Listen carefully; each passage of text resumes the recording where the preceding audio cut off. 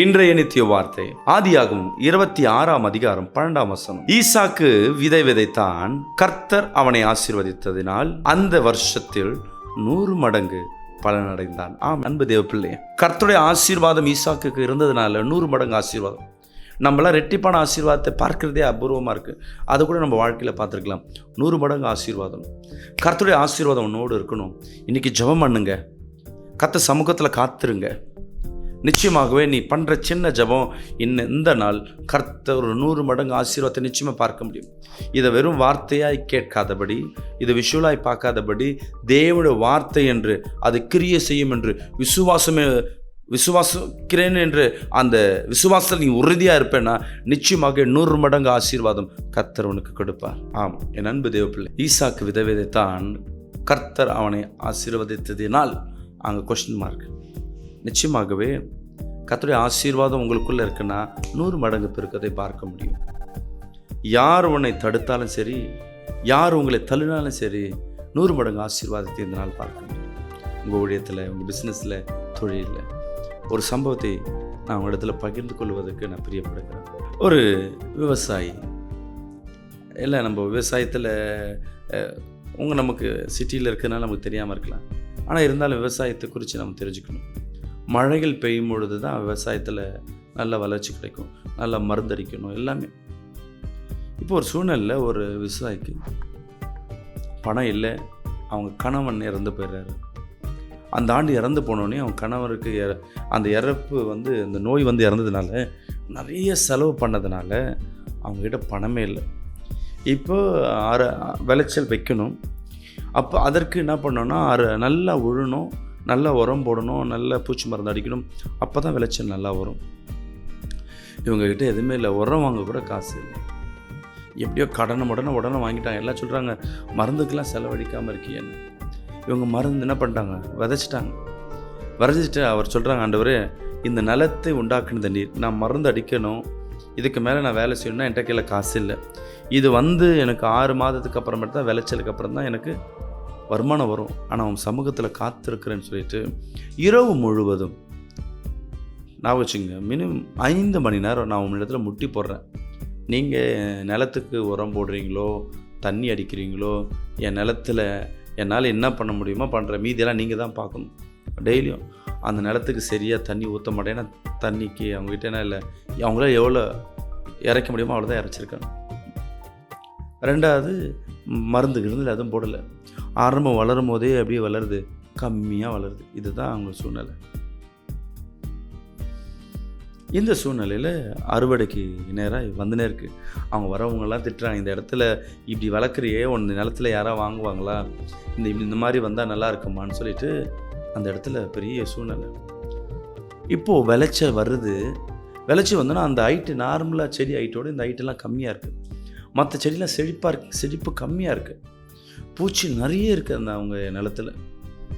பூச்சி இவங்க என்ன விசுவாசம்னா, பூச்சி ஏசப்பட ஜெபம் பண்ணியிருக்கேன், பூச்சி வராதுன்னா பூச்சிகள் நிறைய இருக்குது, புழுக்கள் நிறைய இருக்குது. பாதி அந்த விவசாயத்தில் வருகிற நெற்களை அப்படியே என்ன பண்ணிடுச்சு, பாதி தின்னுடுச்சு. இப்போ அறுவடை காலம் வருது. ஆனால் இவங்க பொருத்தனை பண்ணதை என்ன பண்ணல, நிறுத்தலை, அப்படியே ஜெபம் பண்ணி கொண்டே இருக்கிறாங்க.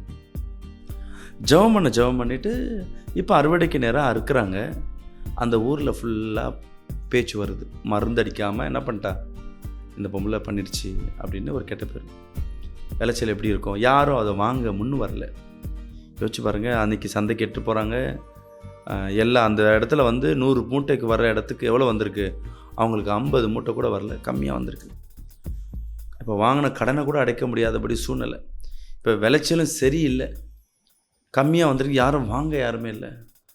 அழுது கொண்டே போகிறாங்க. அன்றைக்கி ஏலம் போல் வீட்டுக்கு எடுத்துகிட்டு வந்துட்டாங்க. வீட்டுக்கு எடுத்து வந்தோம்னே அடுத்த நாள் இவங்க ஏலத்துக்கு போல.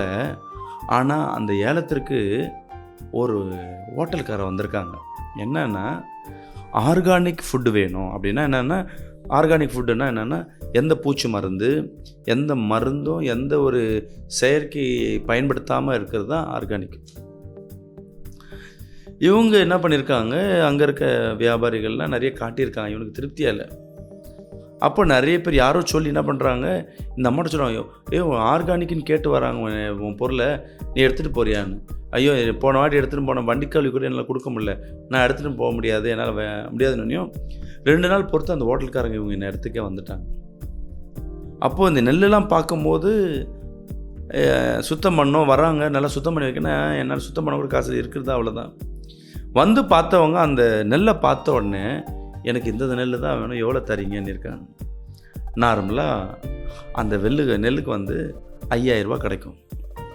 இவங்க 5 தான் காட்டியிருக்காங்க. அவங்க சொல்லியிருக்காங்க, நீ கேட்குற இடத்தையும் நான் கொடுக்குறேம்மா அப்படின்ட்டு ஒரு பையில் காசை கொடுத்துட்டு நெல்லெல்லாம் பேக் பண்ணிட்டு போயிட்டாங்க. அப்போ பேக் பண்ணும்போது அவங்க கேட்குறாங்க, ஏங்க இந்த நெல் எடுக்கிறீங்க, பூச்சிலாம் இருக்கேன்னு. மற்றவங்க ஊருக்காரர் சொல்கிறாங்க, பூச்சி எந்த நெல்லில் இருக்கோ, எந்த பயிரில் இருக்கோ, பூச்சி சீக்கிரம் கெட்டு போதோ அதுதான் வந்து உண்மையான இயற்கை உரம், அதுதான் உடம்புக்கு நல்லது. இந்த தான் நாங்கள் பார்க்குறோம். மற்றவங்கள ஏமாத்துறாங்க, நீங்கள் லைவாகவே இருக்குன்னு சொல்லி நான் எடுத்துகிட்டு போகிறேன்னு, அடுத்த முறை எனக்கு இதே மாதிரி கொடுங்க, நீ கேட்குற பணத்தில் நான் டபுள் தரேன்ட்டு போயிட்டாங்க. இவங்களுக்கு நான் கர்த்தருக்கு நன்றி சொல்கிறாங்க. ஆண்டவரே, வியாபாரம் அம்மாவாத பிள்ளை இந்த இடத்துல எனக்கு 5000 ரூபா கிடச்சின்னு ஜம்ப் பண்ணிட்டு கடத்துக்கு 4000 ரூபாய்க்கு எடுத்து கொடுக்கலாம் உள்ளே கை வச்சா அந்த இடத்துல 50,000 ரூபா இருந்திருக்கு. இவங்களுக்கு ஆச்சரியம், 50,000 எப்படி கொடுத்தாங்க? பார்த்தா அந்த நெல்லுக்கு உண்மையான ரேட் 50,000 ரூபா, 100 மடங்கு ஆசீர்வாதம். அதை அப்படியே எடுத்துன்னு போயிட்டு இன்னும் விதைக்க ஆரம்பித்தாங்க. இப்போ விளைச்சல் என்ன பண்ணல, இனிமேல்ட்டு அவங்களுக்கு கவலை இல்லை, இருக்கிற கடன்லாம் அடைச்சிட்டு இன்னும் திருப்பி அதே மாதிரி இயற்கை உரமாக கொண்டு வந்தாங்க. இந்த சப்ஜெக்ட் இருந்தாலும் கர்த்தர் இன்னைக்கு பாருங்களேன், ஒரு விவசாயி ஒரு விதவின் கண்ணீரை கர்த்தர் பார்த்தாருன்னா உங்கள் ஜெபத்தையும் கர்த்தர் கேட்பார். நிச்சயமாகவே உங்கள் வாழ்க்கையில் இந்த நாள் ஜெபம் பண்ணி பாருங்கள், தேவ சமூகத்தில் காத்திருந்து பாருங்கள். உங்கள் ஊழியத்தில், உங்கள் வேலையில், உங்கள் பிஸ்னஸில், உங்கள் தொழிலில், உங்கள் குடும்ப வாழ்க்கையில் கர்த்தர் ஒரு பெருக்கத்தை கொடுப்பாராக. ஆமென்.